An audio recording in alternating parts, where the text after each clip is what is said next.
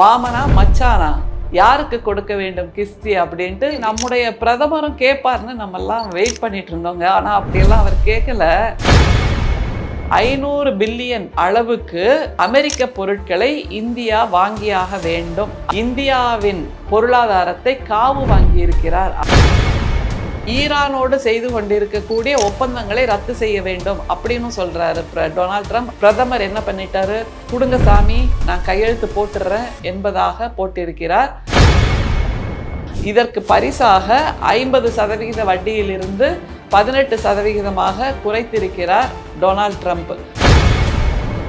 இப்போ வெனிசுலால இருந்து $65 ஒரு பேரல் வாங்கணும் அப்படின்னா இப்போ இருக்கக்கூடிய 100 ரூபாய் பெட்ரோல் என்பது இன்னமும் விலை அதிகமாகுமே. இது எப்படி இந்தியாவுக்கு லாபகரமான ஒப்பந்தம்?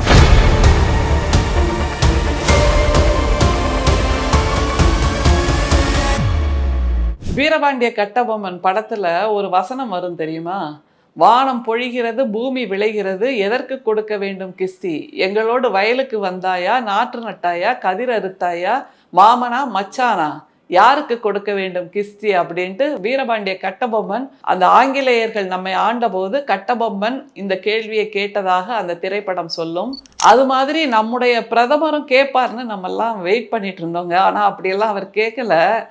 அமெரிக்க அதிபர் டொனால்ட் ட்ரம்ப் சொன்ன எல்லா சட்டங்களுக்கும், எல்லா திட்டங்களுக்கும், எல்லா உடன்படிக்கையும் நான் ஒத்துக்கொள்கிறேன் என்பதாக மனப்பூர்வமாக ஏற்றுக்கொண்டு இந்தியாவின் பொருளாதாரத்தை காவு வாங்கி இருக்கிறார் அப்படின்னு தான் மிஸ்டர் பொதுஜனம் இப்போ பேசிட்டு இருக்கார்.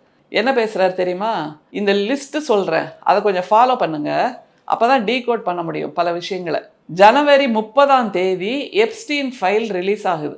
மறுநாள் ஜனவரி 31 என்ன நடக்குது அப்படின்னா, அமெரிக்க நீதிமன்றத்தில் ஒரு தீர்ப்பு வருது. என்னன்னா, அந்த அமெரிக்க பங்கு சந்தையில் ஊழல் செய்திருக்கக்கூடிய அதானிக்கு நோட்டீஸ் நீங்க கொடுக்கலாம் அப்படிங்கிற ஒரு தீர்ப்பை அமெரிக்க நீதிமன்றம் கொடுக்குது.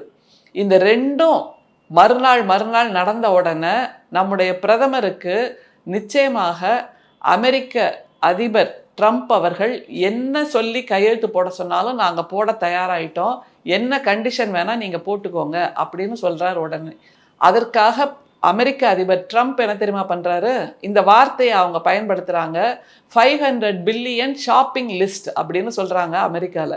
500 பில்லியன் ஷாப்பிங் லிஸ்ட். அந்த 500 பில்லியன் ஷாப்பிங் லிஸ்ட்டில் என்ன இருக்குன்னா, 500 பில்லியன் அளவுக்கு அமெரிக்க பொருட்களை இந்தியா வாங்கியாக வேண்டும். அதுல மிக அதிகமாக வேளாண் விளைபொருட்கள் இருக்கிறது அப்படின்னு சொல்றாங்க.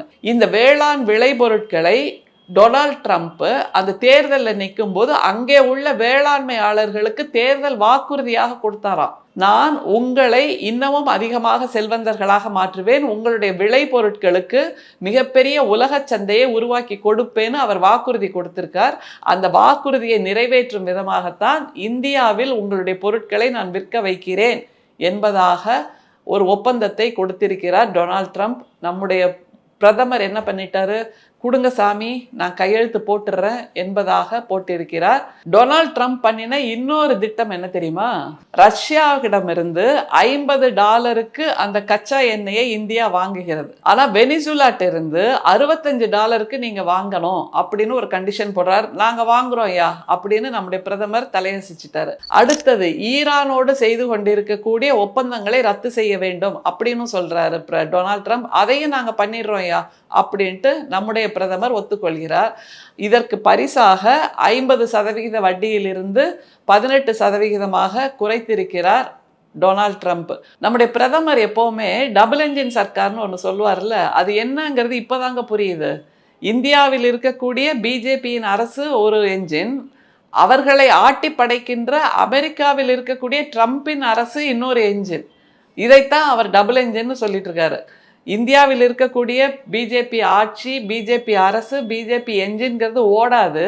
இதை ஓட வைக்கக்கூடிய வல்லமை அமெரிக்காவில் இருக்கக்கூடிய ட்ரம்ப்போட என்ஜினுக்கு தான் இருக்கு அப்படிங்கிறது தான் நம்முடைய பிரதமர் அவர்கள் சொல்லுகின்ற டபுள் என்ஜின் சர்க்காரோட அர்த்தம் அப்படின்னு இப்போதாங்க நமக்கு புரியுது அப்படின்னு மிஸ்டர் பொதுஜனம் சொல்றாருங்க. உடனே நம்முடைய பிஜேபி தலைவர்கள்லாம் என்ன பண்ணிட்டாங்க? உலகத்திலேயே மிக அதிகமாக லாபம் தருகின்ற ஒரு ஒப்பந்தத்தை நம்முடைய பிரதமர் செய்திருக்கிறார் என்பதாக அவருக்கு மாலை போட்டு மரியாதை பண்ணி கொண்டாடி தீர்த்திட்டாங்க. இது மாதிரி ஒரு தலைவர் இருக்க முடியுமா அப்படின்னு எல்லாம். அவங்கள்ட்ட கேள்வி கேட்கிறார் மிஸ்டர் பொதுஜனம். என்னன்னா ஒரே ஒரு கேள்வி இருக்கு. ரஷ்யாவிடமிருந்து ₹50 ஒரு பேரல் ₹50 என்கின்ற விலையில் அந்த கச்சா எண்ணெயை வாங்கும் போதே இந்தியாவில் இருக்கக்கூடிய பயனீட்டாளர்களுக்கு நீங்கள் ₹100 விலைக்கு விற்கிறீர்கள். அந்த எரிபொருட்களை பெட்ரோல், டீசல், கேஸ் இது எல்லாத்தையுமே மிக அதிக விலைக்கு விற்கிறீர்கள். இப்போ வெனிசுலால இருந்து $65 ஒரு பேரல் வாங்கணும் அப்படின்னா இப்போ இருக்கக்கூடிய ₹100 பெட்ரோல் என்பது இன்னமும் விலை அதிகமாகுமே. இது எப்படி இந்தியாவுக்கு லாபகரமான ஒப்பந்தம் அப்படின்னு அதிகமாக பொருளாதாரம் தெரியாத எளிய மக்கள், இந்திய மக்கள் மிஸ்டர் பொதுஜனத்தின் மூலமாக கேள்வி கேட்கிறார்கள். இதற்கு பிரதமர் என்ன பதில் சொல்ல போறாரு? ஏன்னா 2014 தேர்தல் அப்போ இந்தியாவில் பெட்ரோலிய பொருட்களின் விலை அதிகமாக இருக்கிறது. நாங்கள் வந்துவிட்டால் 50 நாளில் விலையை குறைப்போம்னு வாக்குறுதி கொடுத்தவர் தான் நம்முடைய பிரதமர். ஆனால் இது நாள் வரைக்கும் குறைக்கவில்லை. இப்போது இன்னமும் அதிகமாக விலை கொடுத்து வெனிசுலாவிடமிருந்து வாங்கும்போது அத்தனை வரியும் அத்தனை செலவும் இந்திய மக்கள் தலையில்தான் வந்து விடியும் என்பதை மிஸ்டர் பொதுஜனம் நினைவுபடுத்துகிறார்.